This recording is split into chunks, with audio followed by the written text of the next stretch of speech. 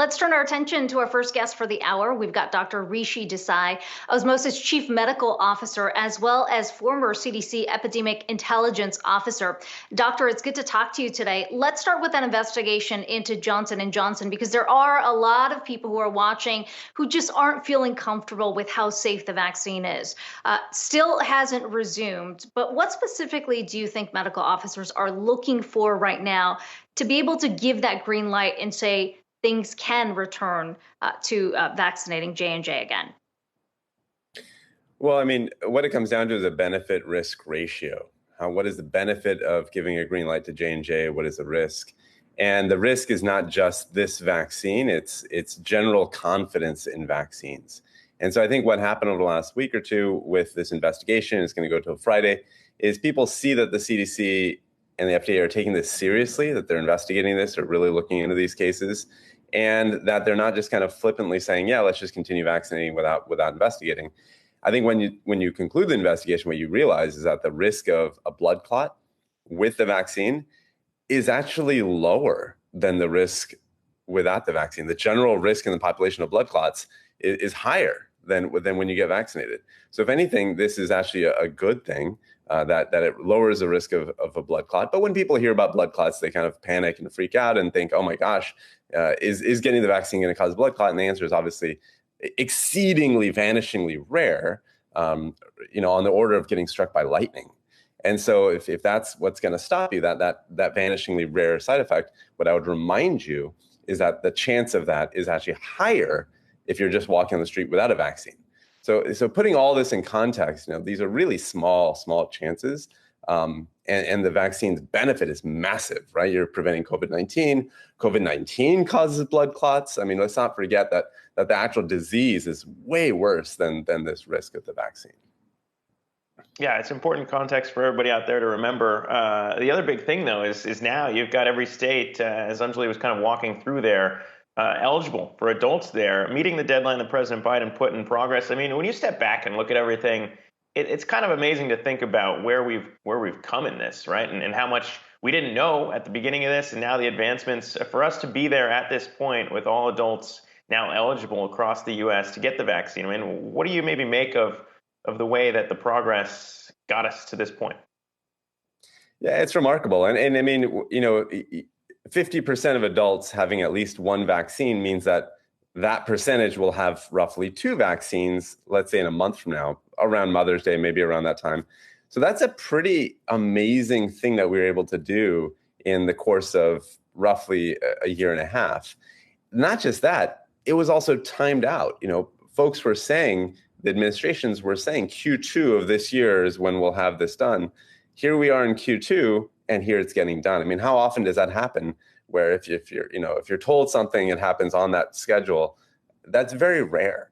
And so I think kudos to the folks that got this done, as well as the administration for kind of calling this shot pretty effectively in advance.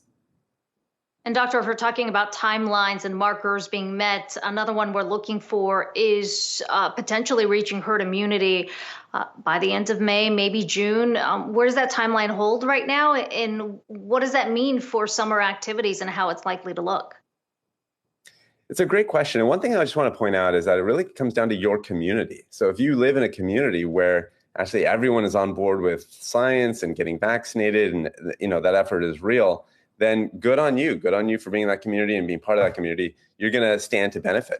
If you're part of a community where the science is kind of not trusted, people are not getting vaccinated because they just think, oh, I don't want to do that, someone else can do that, then that average herd immunity kind of threshold is not going to apply to your community.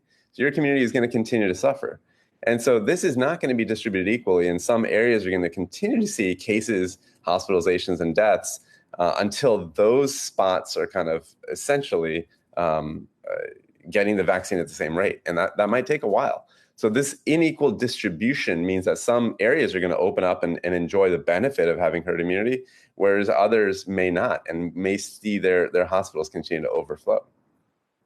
Yeah, that seems kind of being, that to me would be one of the biggest issues when we talk about the global reopening, right? Some of those restrictions are still in place. And right now, the U.S. doing a great job, and we can celebrate that here. But around the globe, very different stories playing out. So when you think about the variant risks out there, what we're seeing even play out in Michigan, I mean, you can go local, current states too. So, I mean, how much longer do you think we have to go before we return to kind of that free to travel about the globe as you would expect? I mean, how much longer are all these other countries going to have to play to catch up to us? Yeah, that is the $1 million question, the question we should all be asking, because, think about it. If you live in a low-income country, what does your vaccine program look like right now? It's non-existent. No one's gotten vaccinated in particular low-income countries. That means in those countries, there's a chance for mutants, there's a chance for strains to kind of escape. And if that happens, then you know that those strains are going to make their way to the US. And so then all this, kind of patting ourselves on the back we're doing right now is going to feel kind of silly if there's a mutant come in and that protection is just not at the same levels. Now, I will say that the evidence right now is that the vaccine is protective against most mutants, right? So that's good news. Now, is it completely protective? It is at the same high level that we're seeing against the wild type? No, it's lower. And so now we're going to be caught in this kind of in-between state. And to your point, how long will it be until things essentially feel normal? I don't think they're going to feel completely normal for years. And at that point, we're going to be talking about all sorts of new things like, do you need a booster shot and things like that. So I think it's going to be a long while before we really can kind of collectively feel like everything is back to normal. But most things are going to feel a lot better, I think, in a few months. And it just raises all the questions about the emotional impact, the years to follow, and what's going to happen here. But Dr. Rishi Desai, I appreciate you coming on here to chat the here and now with us, Osmosis Chief Medical Officer. Thanks again for taking the time.